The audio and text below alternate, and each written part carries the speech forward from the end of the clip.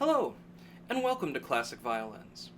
With the holiday season coming up, many people are considering purchasing instruments as a gift either for themselves or for a loved one. Maybe a player they know that's looking to upgrade equipment, or for somebody that they know that would like to start playing an instrument. This is especially popular for children, who may ask for instruments as a Christmas gift to get started in their musical journey. The issue becomes, how do you purchase one of these instruments? Online shopping is very, very popular, and doubtless you've seen ads already for Black Friday and Cyber Monday sales from major retailers. But purchasing an instrument this way, is that a good idea or a bad idea? And I'd like to talk about that a little bit today. This is a subject often of a lot of heartbreak this time of year. We see a lot of instruments come into our shop from parents, grandparents, aunts, uncles, oftentimes their children are with them, and they have these instruments that they purchased, say, on Amazon or on eBay that may be brightly colored or came with a bow and a case and a rosin and all these accessories, and they bring it in and they simply ask, can you tune this or can you make some adjustments so we can play it? And the issue is that generally, probably 95% of the time or more, the answer is no, or at least we can't do so economically.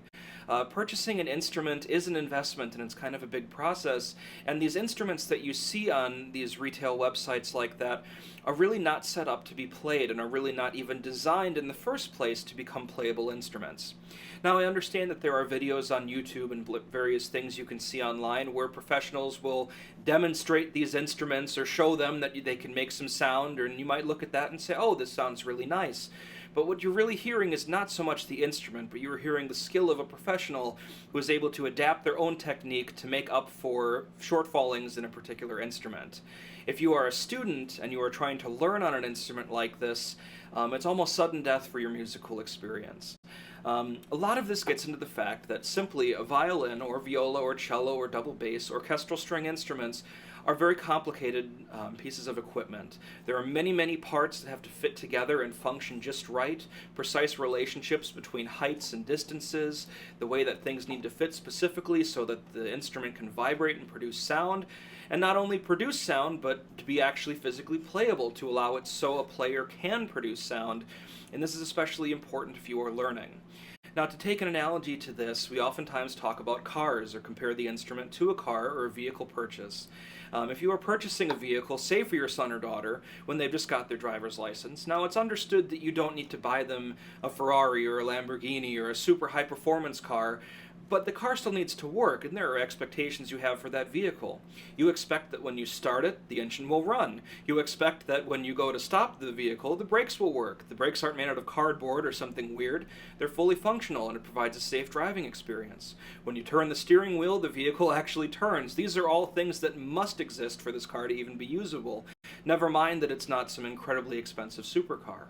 A lot of these same criteria apply to a violin. The pegs need to be usable. They need to fit and allow you to tune them so the instrument can be tuned and then stay in tuned. The bridge needs to be of a correct height and a correct shape that allows the bow to actually pass across it and pick out different strings, transmitting that vibration to the top of the instrument through the sound post, which needs to be correctly fit to the back and make a complete musical experience. The strings need to be of decent quality. The fingerboard needs to be a decent shape. And this is all just on the instrument. All of this sounds like a lot, and really it is. When you're purchasing an instrument and when you're purchasing a violin, you are expecting and you are hoping that these things are going to be right for you. When you purchase from a place that is not a shop, that is a dedicated musical instrument seller, you don't have any guarantee of this quality. You often find that these particular instruments, in order to save money and to lower the price, they cut corners in materials they use. I mentioned cardboard brakes on the car. Well, sometimes pegs, materials like pegs and fingerboard, high contact areas of the instrument are made out of, at worst, sometimes a chipped particle board kind of material, or even plastic or something that really cannot be shaped or used at all. Or maybe they have quality pegs that were not actually fitted. It's one thing if you buy a set of brakes, but you have to install them on your car in order for them to actually be useful. Well, same with these different parts on an instrument. A technician who knows what they're doing needs to be able to take care of these. All of this gets into the consideration of the price of an instrument, and quite often, to perform these duties and to actually do this kind of work winds up being considerably more than the value of the instrument was or what you paid in the first place. The other thing to consider is when you're buying these outfits, you're often getting many things included with them, like bows and other kinds of accessories.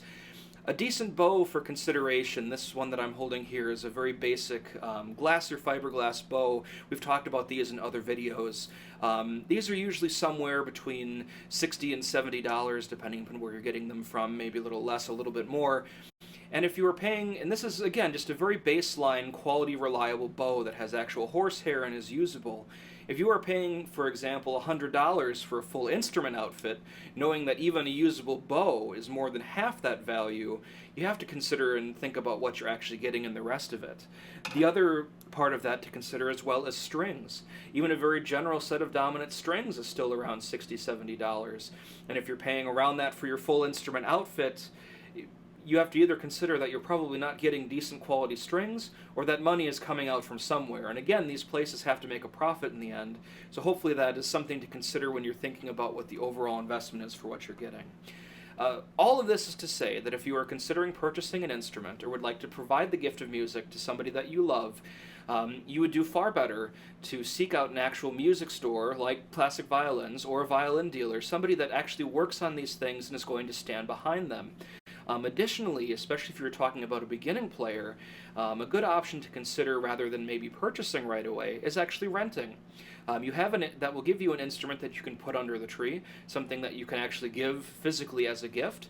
It gives your student a chance to try the instrument without making a large investment up front, and it also, especially in our case, comes with maintenance and repair. So as they're learning that instrument and as they're growing and going through that process, as things need to be maintained on the instrument, just like when you purchase a car, it's new, but there are still parts that you understand you need to replace, brakes, oil changes, things like that. So is the maintenance with the violin family instrument. Renting is usually a good way to make sure these things are taken care of for you, so you are able to focus your attention on having that musical experience versus maintaining a piece of equipment. All of these are very abstract and very big ideas, and I understand this is a lot to think about. But if before you purchase an instrument online, sight unseen, I hope you would please consider giving us a call, and we'd be happy to talk with you about what you're seeing and what you're looking at, and help you make sure that what you're going to be providing as a gift for somebody this year is really going to be a Merry Christmas and not a holiday letdown.